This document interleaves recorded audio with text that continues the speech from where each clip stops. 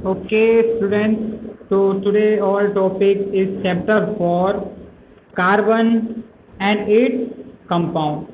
तो carbon and its compound means जो carbon है और जो उससे बने वाले जो कंपाउंड्स है उसकी स्टडी हम करेंगे इस टॉपिक में।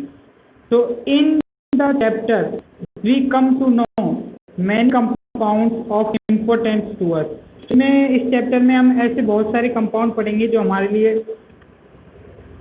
इम्पोर्टेंट है। अब in this chapter we will study about some more interesting compound and their property.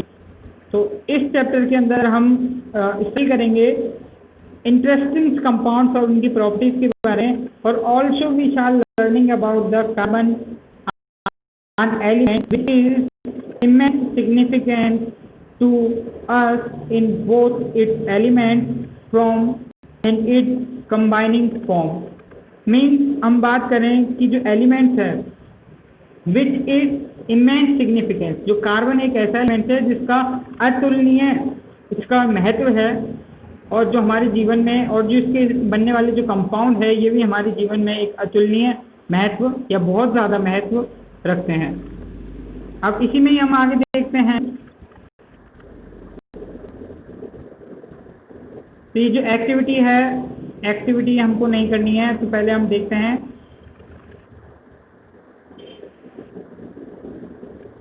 कि look at the item that come the last column of the about table. तो चलो पहले हम टेबल देख लेते हैं कि टेबल है क्या। देखो ये एक्टिविटी 4.1 हम थोड़ा सा स्टडी कर लेते हैं क्योंकि टॉपिक हमारा क्लियर होना चाहिए। तो एक्टिविटी 4.1 में देखिए कि make a list of 10 things, ऐसी 10 चीज़ों की लिस्ट बनानी है। Have used and consumed since the morning, जो हम सुबह से लेकर यूज़ करते हैं। तो compile this list with the list made by the classmate, और क्लासमेट से भी ऐसी लिस्ट बनवाओ। And then sort the item, और ऐसे आइटम अलग करो इनटू द एडजेसेंट टेबल, इन टेबलों में। कैसे कि if there is item which are made up of more than one material, ऐसा आइटम जो एक से ज़्यादा मटेरियल से बना हो।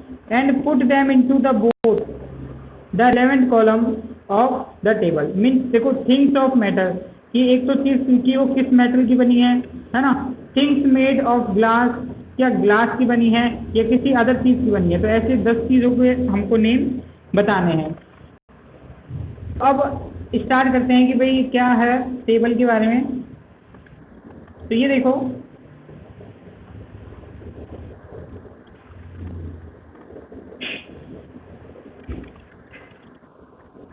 हेलो, हाँ वॉइस नहीं आई, हेलो वॉइस नहीं आ रही। अब यहाँ देखो कि look at the item that comes at the last column, मतलब जो अदर आइटम से बना हो तो उनको लास्ट कॉलम में रखना है अबाउट टेबल में। तो फिल्ड बाय यू, जो आपके द्वारा, और your teachers will be able to tell you that most of the made of compound of its carbon. जैसे हम बात करें कि सुबह से लेकर जो भी काम आने वाली चीज़ें हैं उनको हम टेबलाइज करें। जैसे टेबल है ना, टेबल है, हम बात करें जैसे प्लास्टिक्स है, तो ऐसी जो चीज़ों को हम इंक्लूड करेंगे तो उसमें जो हम टीचर से पूछेंगे कि ये किस किस कंपाउंड से मिलकर बना है, तो उसमें से जो ज़्यादातर जो चीज़ें होंगी वो कार्बन से मिलकर बनी हुई होंगी, है ना। अब बात करें कि can you think of method, क्या आपके पास ऐसा कोई मेथड है इसको चेक करने के लिए कि ये किस किस प्रोडक्ट से बने। तो what would be the product if compound containing carbon, अगर वो कार्बन से बना है तो हम क्या करेंगे, इसको बर्न करेंगे, क्या वो जल सकता है। तो do you know of any test confirm this, तो आपके लिए क्या टेस्ट कर सकते हैं। तो बात करें कि जैसे फूड है, क्लोथ्स है, मेडिसिन है, बुक्स है, are many of things that you listed, जो आप लिस्ट में बनाते हो, and are all based on this versatile element, और जो कई सारे वर्सेटाइल एलिमेंट्स कार्बन से मिलकर बने होते हैं, कई सारे कार्बन से मिलकर बने होते हैं। इन एडिक्शन,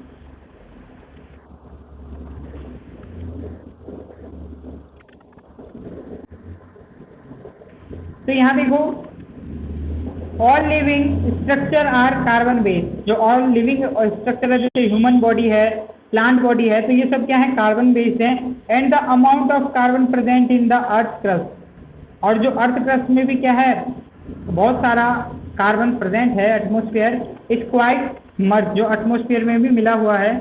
अब बात करें द अर्थ क्रस्ट, जो अर्थ का जो हम बात करें क्रस्ट मतलब जो अर्थ की परपटी है ना, जिसके ऊपर से अपन खनिज वगैरह ये सब निकालते हैं। Earth crust has only 0.02% carbon, तो 0.02% कार्बन ही है।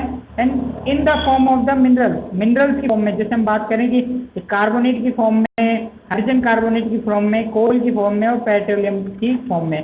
तो 0.02% में ही पेट्रोल, कोल ये सब हमारे कार्बन के लिए में यूज लेते हैं। अब देखो कितना कम कार्बन है, तो इस कार्बन को क्या करना चाहिए, जो कार्बन वाले प्रोडक्ट हैं पेट्रोल, कोल है, इनको क्या करना चाहिए, सेव करना चाहिए। इसलिए तो बोलते हैं क्योंकि ये एटमॉस्फेयर में बहुत कम मात्रा में प्रेजेंट है और जल्दी खत्म हो जाएंगे।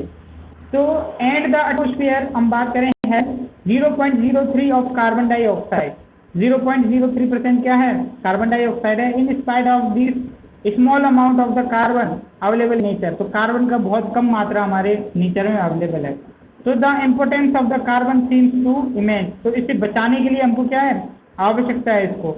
तो in this chapter we will know about the properties of carbon which make the carbon so important. तो कार्बन की ऐसी प्रॉपर्टीज पढ़ेंगे जिससे कार्बन हमारे लिए बहुत इंपॉर्टेंट होता है।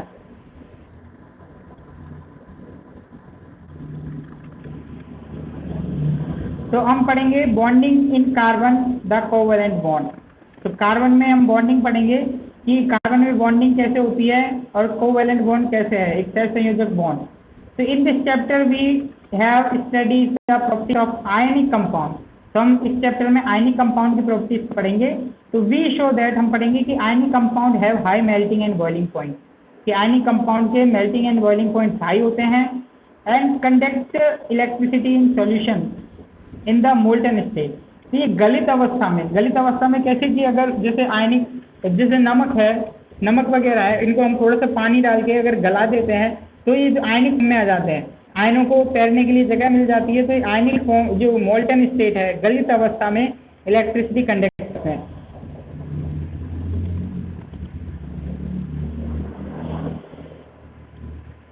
अब जो हमारी नेक्स्ट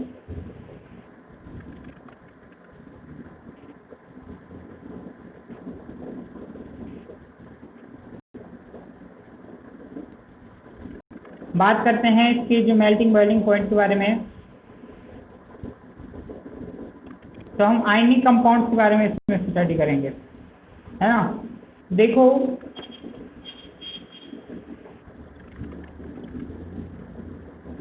जैसे यहाँ देखो बोर्ड पे कि so how to nature of bonding ionic compound explain these properties, कि जो आयनिक कंपाउंड की प्रॉपर्टीज इसको कैसे बताती है कार्बन और कंपाउंड में। Let us now study the properties of some carbon compound की जो प्रॉपर्टीज है हम पढ़ेंगे, है ना। तो आयनिक कंपाउंड को एक्सप्लेन करेंगे हम इसमें, इसकी आयनिक कंपाउंड वाली प्रॉपर्टीज को। तो बात करेंगे most carbon product are poor conductor of electricity as we have seen in chapter 2।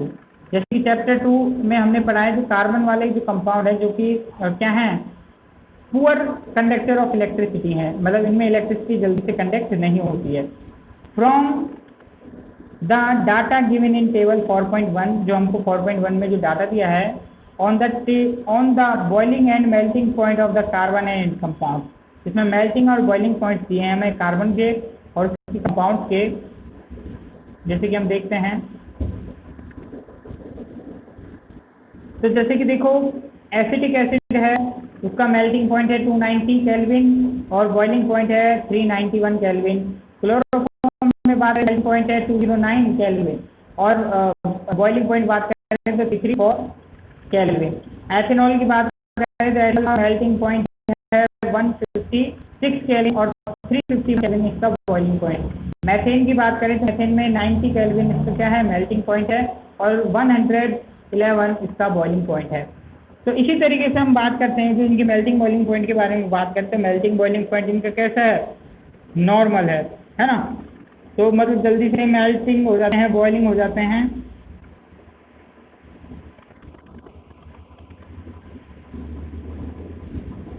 अब यहाँ देखो ये टेबल ने क्या बताया है हमें, इसकी स्टडी करते हैं कि most carbon are poor conductor of electricity as we have seen chapter 2 from the data in table 4.1 on the boiling and melting point of the carbon compound, we find that these compounds have low melting and boiling point as compared to ionic compound. तो ionic compound के comparison में इनके melting boiling points क्या हैं, कम हैं, है ना। Acetic acid है, क्लोरोफॉर्म है, एथेनॉल है और मेथेन है, इनके जो मेल्टिंग बॉइलिंग पॉइंट कम हैं। तो we have conclude that the force of the attraction between the molecules are not very strong. जो मॉलिक्यूल्स के बीच में अट्रैक्शन क्या है, ज़्यादा नहीं है। तो still these compounds are largely non conductor of electricity। तो इसलिए जो compounds हैं ये क्या है, non conductor of electricity हैं।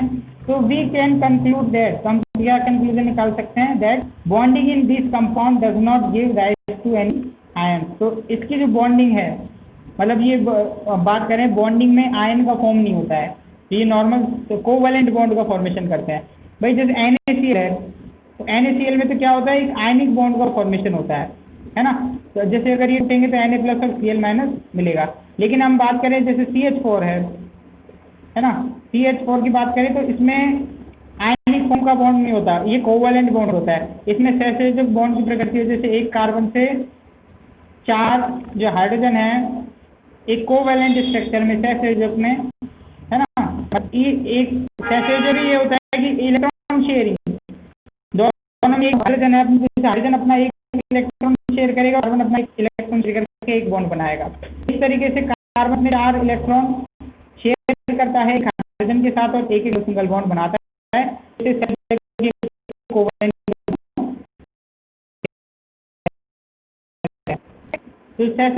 बॉन्ड क्या है हमने देख लिया है। अब के बाद हम बात करते हैं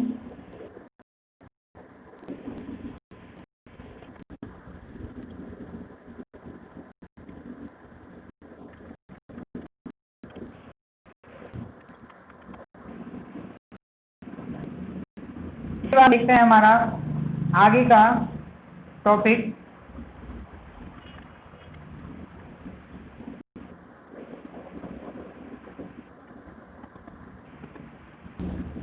यहाँ देखिए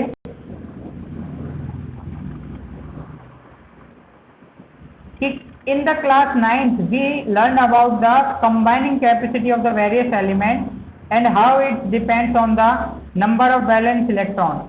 जैसे हमने देखा था भाई कंबाइन करने की कैपेसिटी एलिमेंट्स की, 9th क्लास में हमने पढ़ा था बैलेंसिंग, मैंने भी बताया था आपको, ये टॉपिक मैंने ही पढ़ाया था इसलिए मुझे पता है कि कैसे कैसे जितने आउटर मोस्ट सेल में इलेक्ट्रॉन होते हैं तो वो कंबाइन करने की इनकी कैपेसिटी होती है। जैसे हाइड्रोजन के आउटर मोस्ट सेल में एक इलेक्ट्रॉन है तो एक इलेक्ट्रॉन से उसकी कंबाइनिंग करने की कैपेसिटी होती है। कार्बन में बात करें तो कार्बन की आउटर मोस्ट सेल में 4 इलेक्ट्रॉन होते हैं, तो 4 इलेक्ट्रॉन से वो क्या कर सकता है, कंबाइन कर सकता है।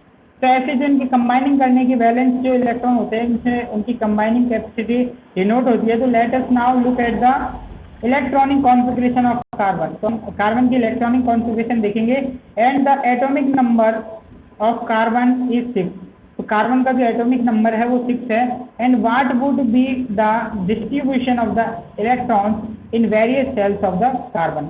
और हम कैसे कार्बन में इलेक्ट्रॉन का डिस्ट्रीब्यूशन करते हैं वेरियस अलग अलग सेल्स में।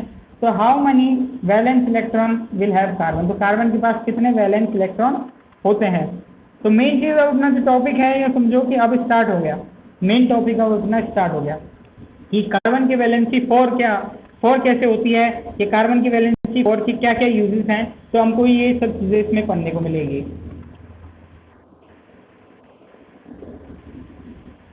तो यहाँ देखो गौर से, अब टॉपिक अपना कंसंट्रेशन बना के रखो कि we know that the relativity of the elements explain the tendency to attend completely filled outer shell। हमको पता है कि जो रिएक्टिविटी है किसी भी एलिमेंट की, उसको जो कंप्लीटिंग फिल्ड आउटर सेल, जो उसके आउटर सेल में जो इलेक्ट्रॉन है उसको शेयर करने पर जो कंप्लीट कर लेता है, तो उस पर डिपेंड करता है। मतलब जो आउटर मोस्ट सेल में जो इलेक्ट्रॉन जो होता है जो कोवैलेंट बॉन्ड बनाने में काम आता है, तो वो उसको कंप्लीट करके बॉन्ड का फॉर्मेशन करता है। हम बात करें कि जैसे अटेन नोबल गैस है, नोबल गैस कॉन्फ़िगरेशन प्राप्त कर लेता है। जैसे हम बात करें जैसे हाइड्रोजन है ना, तो हाइड्रोजन के आइटम मोस्ट सेल में जैसे एक इलेक्ट्रॉन तो ये है, तो एक और इलेक्ट्रॉन पाके जो नोबल गैस कॉन्फ़िगरेशन है जो हीलियम के बराबर ये प्राप्त कर लेता है। और क्या हो जाता है, ये हीलियम के बराबर नोबल गैस कॉन्फ़िगरेशन प्राप्त करके स्टेबल हो जाए, उसी तरीके से ये डिपेंड करता है। अब देखो जैसे कि हम बात करें element formatting ionic compound achieve by either gaining or losing electron from the atom shell in the case of carbon has 4 electrons in outer shell and needs to gain or lose 4 electrons to attain noble gas configuration if it were to gain or lose electron। Means हम बात करें कि किसी भी element का जो formation होता है वो आयनिक कंपाउंड जिसे हम बात करें तो achieve this by either gaining or losing electron of the outer most shell. तो किसी एलिमेंट के जो आउटर मोस्ट सेल में कितने इलेक्ट्रॉन वो देता है, कितने इलेक्ट्रॉन लेता है, तो इस पे डिपेंड करता है उसका टेंडेंसी कोई जो कंपाउंड के फॉर्म होने का। तो हम बात करें जैसे कि it has 4 electron in its outer most shell, तो कार्बन के बाहर आउटर मोस्ट सेल में 4 इलेक्ट्रॉन होते हैं एंड नीड्स टू गेन और लूज 4 इलेक्ट्रॉन। तो ये तो 4 इलेक्ट्रॉन दे भी सकता है और 4 इलेक्ट्रॉन ले भी सकता है। तो to attain noble gas configuration प्राप्त करने के लिए, तो if it were to gain और लूज इलेक्ट्रॉन, अगर वो 4 इलेक्ट्रॉन देता है और लेता है तो ये क्या कंडीशन बनती है। तो इसमें देखो, तो ये दोनों चीज़ आप अच्छे से याद रखना, बिल्कुल अच्छे से बिल्कुल माइंड में क्लियर बैठा लेना, ठीक है, कि इट कुड गेन 4 इलेक्ट्रॉन, अगर वो 4 इलेक्ट्रॉन लेता है तो फॉर्मिंग C4 एनायन, तो वो C4 एनायन का फॉर्मेशन करेगा, but it would be for nuclear, ये न्यूक्लियर के लिए डिफिकल्ट होगा with 6 proton to hold, 6 proton को होल्ड करना टू 10 इलेक्ट्रॉन, 6 प्रोटॉन और 10 इलेक्ट्रॉन्स को होल्ड करना, दैट इज 4 एक्स्ट्रा इलेक्ट्रॉन, जिससे उसके ऊपर क्या हो जाएंगे 4 एक्स्ट्रा इलेक्ट्रॉन हो जाएंगे। तो मीन्स अगर वो कार्बन 4 इलेक्ट्रॉन लेता है तो C4 एनायन का फॉर्मेशन करेगा, तो जो उसका कार्बन का न्यूक्लियस है वो 6 प्रोटॉन को, भाई 6 प्रोटॉन्स को तो होल्ड करना और 10 इलेक्ट्रॉन्स को होल्ड करना क्या हो जाएगा, उसको डिफिकल्ट हो जाएगा, है ना। तो ये जो C4 एनायन है ये क्या है, स्टेबल नहीं है, तो ये ज़्यादातर इसका फॉर्मेशन नहीं करता है। फिर हम नेक्स्ट बात करते हैं, तो इट कुड भी, अगर वो 4 इलेक्ट्रॉन देता है तो वो फॉर्म करेगा C4 cation, C4 plus cation का फॉर्मेशन करेगा, है ना। तो C4 कैटायन का जो फॉर्मेशन करता है, but it would require a large amount of energy to remove 4 electron. इसमें क्या है भाई, ज़्यादातर 4 इलेक्ट्रॉन्स निकालने के लिए ज़्यादा एनर्जी चाहिए होती है। तो living A behind carbon cation is 6 proton, तो जिससे क्या हो जाता है, कार्बन का जो कार्बोकैटायन है with 6 proton and it needs nuclear holding on the just 2 electron, और ये क्या करता है फिर जस्ट 2 इलेक्ट्रॉन इसमें रह जाते हैं। तो फिर भी हम आउटर मोस्ट जैसे भाई 6 प्रोटॉन और 2 इलेक्ट्रॉन रह जाते हैं, तो फिर भी क्या है कि कार्बोकैटायन है वही ज़्यादातर ये फॉर्म करता है कार्बन, है ना। ज़्यादातर जो रिएक्टिव मिलेगी इसकी कार्बोकैटायन वाली मिलेगी, एनायंस वाली कम मिलेगी, मतलब दोनों में ही थोड़ी बहुत डिफिकल्टी रहती है, लेकिन फिर भी ज़्यादातर जो स्टेबल ये कार्बोकैटायन का फॉर्मेशन करता है। तो ये दोनों है कि भाई जब कार्बन लूज करता है और गेन करता है तो क्या कार्बन कौन सी प्रॉपर्टी देता है, तो उसमें ये हमारी दोनों प्रॉपर्टी आएंगी। ओके, अब देखो भाई कार्बन की क्या क्या प्रॉब्लम थी, कैसे सॉल्व किया। Carbon overcomes this problem by sharing its valence electron with other atom, carbon with atoms and other elements। तो कार्बन ने ये जो प्रॉब्लम थी इसको क्या अपने वैलेंस शेल के इलेक्ट्रॉन्स को शेयर करके इसको सॉल्व किया। तो not just carbon but many other elements, carbon के साथ ही नहीं बल्कि और अदर एलिमेंट्स के साथ भी, तो form molecules by sharing electron, तो इलेक्ट्रॉन शेयर करके वो अपना बात करें तो मॉलिक्यूल्स का फॉर्मेशन करता है। And the sharing electron belong to the outermost shell of both atom lead both atoms attain the noble gas configuration. और जब इलेक्ट्रॉन शेयर करता है, इलेक्ट्रॉन शेयर करने पर जो आउटरमोस्ट सेल है उस एलिमेंट की, उसका जो बात करें इलेक्ट्रॉनिक कॉन्फ़िगरेशन है वो नोबल गैस कॉन्फ़िगरेशन के बराबर, जिसकी बात करें कि 2 है ना, 2 8 18, तो इस तरीके से नोबल गैस कॉन्फ़िगरेशन है वो प्राप्त कर लेता है ना। अब बात करें कि before going on compound carbon let us look at the same simple molecules form by sharing of the valence electron. तो हम ऐसे कुछ सिंपल मॉलिक्यूल्स देखेंगे जो कि इलेक्ट्रॉन्स को शेयर करने पर बनते हैं। तो the simplest molecules form in this manner is that hydrogen. तो जो सिंपलेस्ट जो मॉलिक्यूल कार्बन के साथ अटैच होता है वो है हाइड्रोजन, सबसे सिंपल। तो as you have learned earlier, जो आप पहली क्लासेस में पढ़ चुके हो कि the atomic number of hydrogen is 1.